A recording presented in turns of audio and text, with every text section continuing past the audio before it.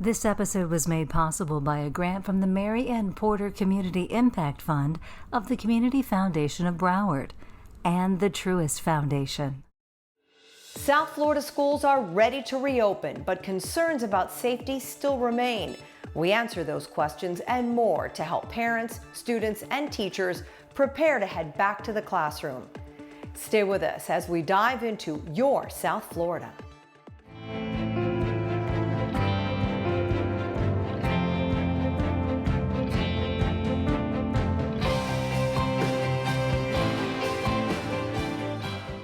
Hi, I'm Pam Gigante. Welcome to Your South Florida. After more than a year of remote learning, students and teachers are returning to classrooms this fall. But with younger students unable to get vaccinated and the Delta variant on the rise, many parents and teachers are understandably concerned. Should mask wearing be mandated? And how are schools helping students who struggled with online learning to catch up? As part of our recent virtual town hall, I was joined by Palm Beach Schools Superintendent Dr. Fennoy, United Way Miami-Dade's Gladys Montes, and Broward School Board Chair Dr. Rosalind Osgood to help answer these questions and more to help prepare students for a new school year. Well, there is a lot to get to this evening, but before we begin, our Your South Florida Summer Intern team went out into the community to talk to parents and students about their concerns for the new school year.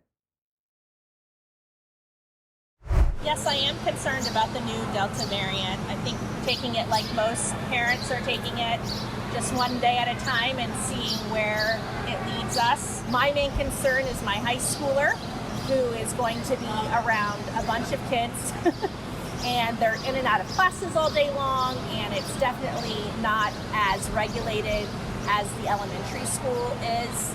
I am nervous, but for the most part, excited for them to get back to school. I'm ready for a more normal school year. I'm just excited to go again because I really like to meet new people and learn with them. I was mostly, in the beginning, I was online, but at the last semester, I was like in person. It was very nice, and I could have met my friends in person. You know, I'm concerned that there are variants out there. We want to make sure that people are safe, and especially kids are safe.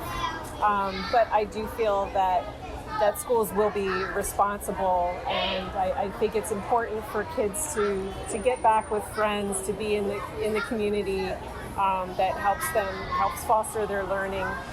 The fact that they don't let us know whether or not the teachers are vaccinated is concerning, because obviously we can't vaccinate our children. So if the children are exposed to teachers that are not vaccinated, then I'm concerned that my kids will bring it back to me.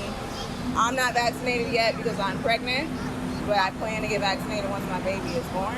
Well, my son is 8. He was in second grade, so he's a rising third grader. He was virtual until late March of last year. I'm happy for him to be back in school, to have that one-on-one interactions. He thrives off of social interaction. I work full-time as well, so it's helpful for him to be in class, but it's really about whether or not he's safe.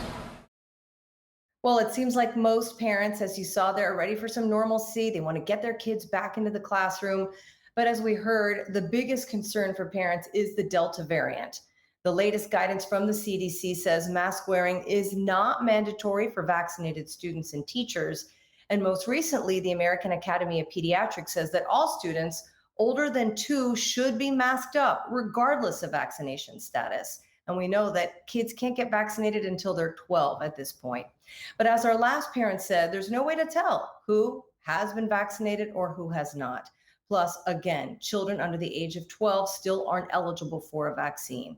So Dr. Osgood, I want to start with you. With this in mind, what is the plan for Broward County Public Schools at this point to keep everybody safe? Guidance from public health experts will help us and continue to support our choices.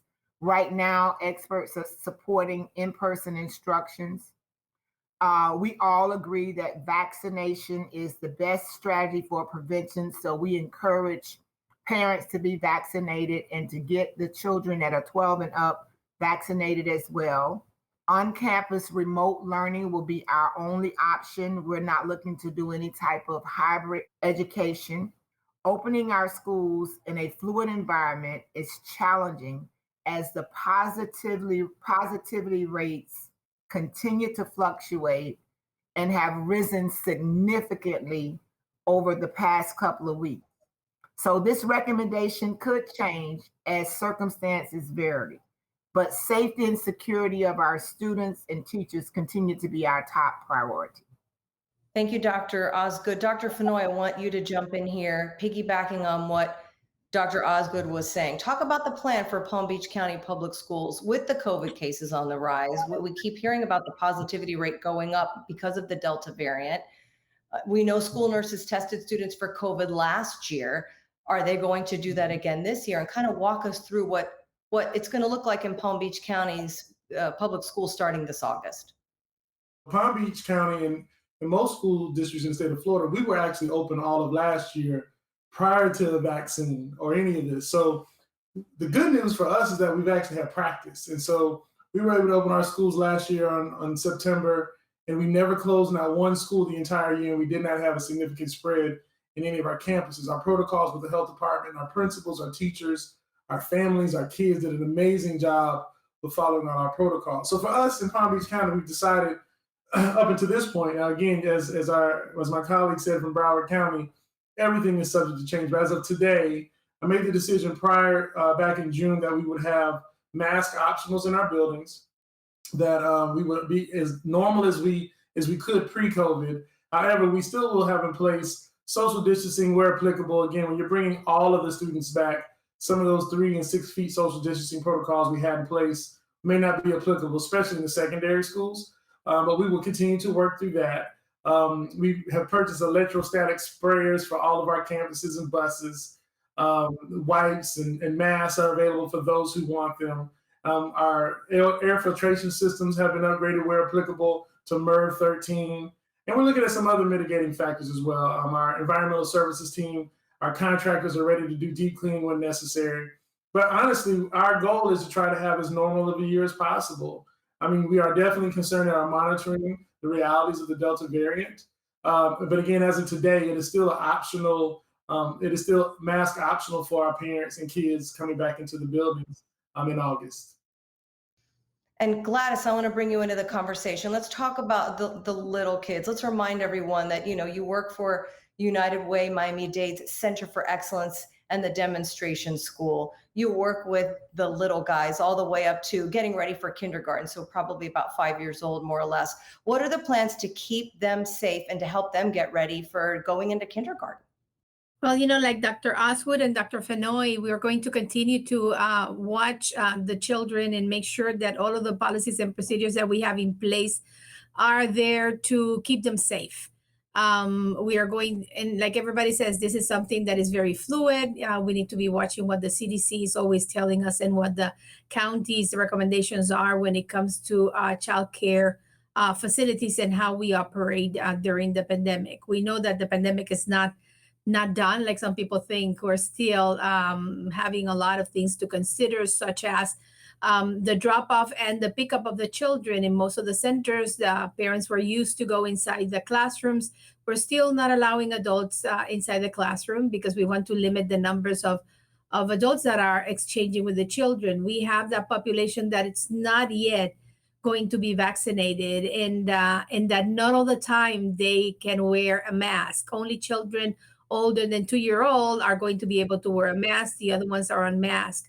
So everybody in our building is going to continue to wear a mask. For us, it's not going to be an optional possibility. We're going to be covered because we want to protect ourselves and we want to protect the children. We'll continue to use a lot of sanitation in our facilities. Babies and toddlers, they get things in their mouth and then they put them down. So there's a lot of rigor in the way that we need to be cleaning after them and making sure that everything is okay. The vaccination of our staff is very, very important, and we encourage each and every one of those that are working with children to be vaccinated. But again, like the parent in the interview was saying, there might be teachers that are not vaccinated, and for that reason, we're all going to be wearing masks. We have to use the plexiglass to divide the tables where the children are eating, because children move from their plate to the plate of the friend. And so we need to keep them safe by using separators in every one of the tables where they are working. So we will continue temperature taking. We will continue with attestation of adults that are bringing children into the program, so we can ensure that everybody is following healthy guidelines. All right, well, let's pivot a little bit here and talk about our teachers. As we all know, they were thrown into a new digital world at the start of remote learning, working tirelessly to keep students on track. Earlier, we spoke with United Teachers of Dade President Karla Hernandez-Mats to hear more about the concerns of teachers and their hopes for the new school year.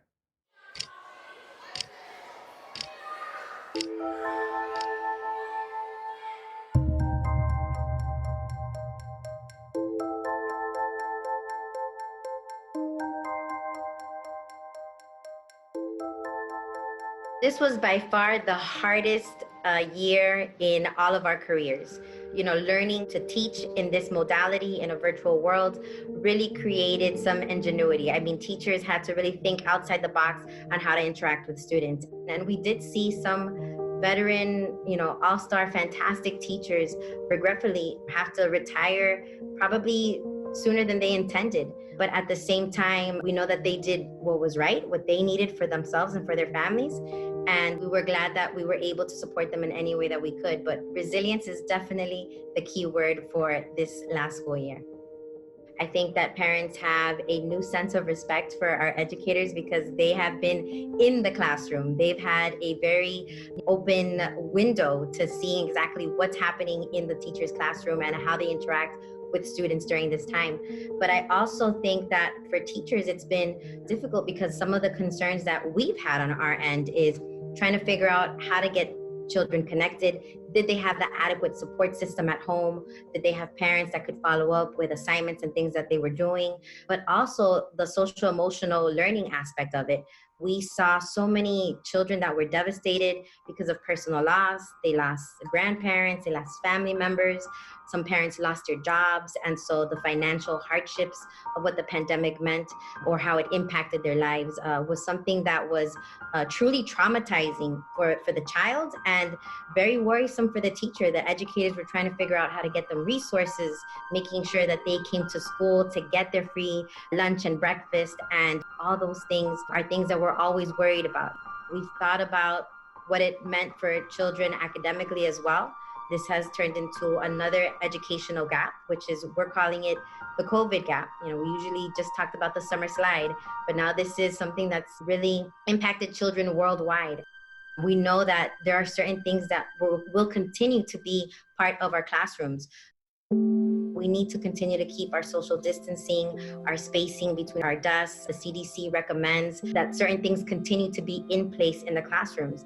And because it's become politicized, I'm really concerned over mask wearing as well. We don't know which children are vaccinated, the older ones, which ones are not, as well as teachers. And when you have a set of students that are wearing a mask and a set of students that are not, will that cause any tension or friction even among students? Is there going to be bullying because some kids are wearing masks and some kids are not wearing masks? And all these things are aspects that we have to consider, we have to talk about, and we have to make sure that our students are safe. So we're going to continue to watch what the positivity rates are locally. And, we hope and pray that people are getting vaccinated and that all those that are eligible continue to get vaccinated as well. I definitely think that the future of education is going to look and feel vastly different. I think that this crisis made us look at education differently and see that different children learn in different ways and that we can reach children in different ways as well.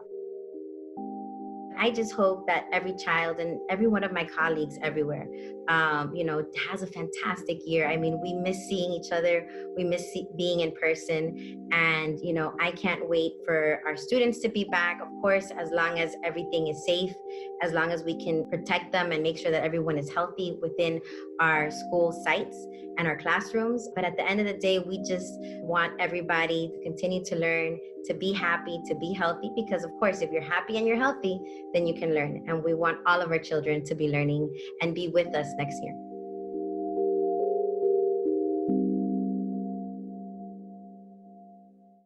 All right, and then Dr. Fennoy, I want to go back to you. Let's talk about a little bit about what we saw in that piece with Karla Hernandez-Mats. And we talked about teachers and how some of those teachers were struggling on many levels with technology, also maybe from just being able to peek inside the home of a student. You know, we were all on either Teams or Zoom, and you could see that maybe a child was struggling. So talk about what you are hearing from the teachers and their concerns as we get prepared to go into school in August. Well, I think the teachers' concerns are the same. I mean, I think as last year, you know, there's so much uncertainty. But as it relates to their students, again, we were very proactive in Palm Beach. So we didn't have we didn't have any of the technology issues other districts had. So when we did a lot of pre-work and built an infrastructure to make that work. We had many teachers that were our ambassadors that were able to help other teachers. Transition to this new modality of learning. I think the great news, though, for us is that when the test score data came out in Palm Beach, we didn't lose any ground. We were able to kind of maintain in this sort of alternate environment. So that's really good news and a testament to how strong our teachers were. But I do believe that a lot of teachers are still worried about the realities of the COVID slide, the loss, how this is going to impact them, financially as it relates to how they're compensated sometimes, tied to test scores. I think, a lot of last year, we were able to ease into larger classrooms. By the time we closed school, we were hovering close to 70% of all of our students inside of buildings. We'll start the year probably greater than 70%, as most parents indicating that they will bring their kids back to schools. But again, our teachers here in Palm Beach County are fantastic. And so I'm just excited about the possibilities of us moving forward. But we're taking all the precautions, and our teachers are actually at the table with us in a lot of the decision making. So it really plays out well for us here in Palm Beach County. And we also heard Karla Hernandez-Mats talked about, again, that unique vantage point that teachers had last year, being able to literally see inside a student's home. A lot of them were dealing with loss from COVID, parents lost their jobs. So students and families are going to continue to need that emotional and mental health support. So Dr. Osgood, talk about that and what the district is doing to help support families and teachers when it comes to emotional and mental health. In Broward County, we have tremendously changed our strategies for student support services under the phenomenal leadership of Superintendent Robert Runcie. So we have a whole division that's dedicated to student support services, where we have had social workers in a lot of our schools before the pandemic, and we continue to provide the wraparound services to those students that need the emotional support, as well as our homeless students. And having the social workers give you a great understanding of the home environment and the things that are needed.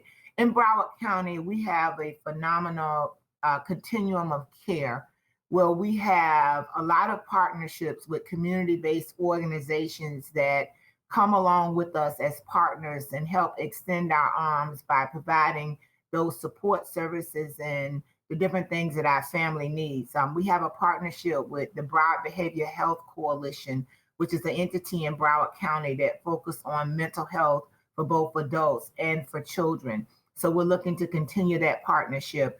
We've also, the board has voted to use a lot of the dollars that we got through ESSA and through different funding streams during this time to add family therapists to some of our schools, to increase the number of nurses we are employing, to make sure that we are strategically leveling up in those areas of supports for our students. We've also fully funded our peer mentoring program, Mentoring Tomorrow's Leaders, Latinos in Actions, to provide those kind of peer supports for our students, that they would be able to strengthen, love, and care for each other. But I think that it has to be said that it's not just an issue for school systems.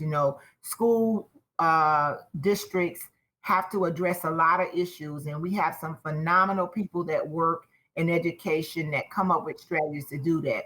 But as communities, We have to prioritize the education and the mental health of our children, and we have to work in tandem with our school systems. Our school systems are the institution that handles more children than any other institution in our community. And a lot of times, our community services and dollars that are supporting kids in the community are not in alignment or not an extension of what's going on in the school system. Dr. Osgood, thank you so much. And Gladys, I want to bring you into this conversation. And Dr. Osgood talked about community and how important community is. Community is such an important part about what you do at United Way. So let's talk about these early learners, the children in pre-K, the kids getting ready to go to kindergarten. This is going to be their first time, a lot of them being in a classroom. So talk about the impacts that remote learning has had on them, and also the emotional and behavioral development of these young students and how their parents can help them get prepared.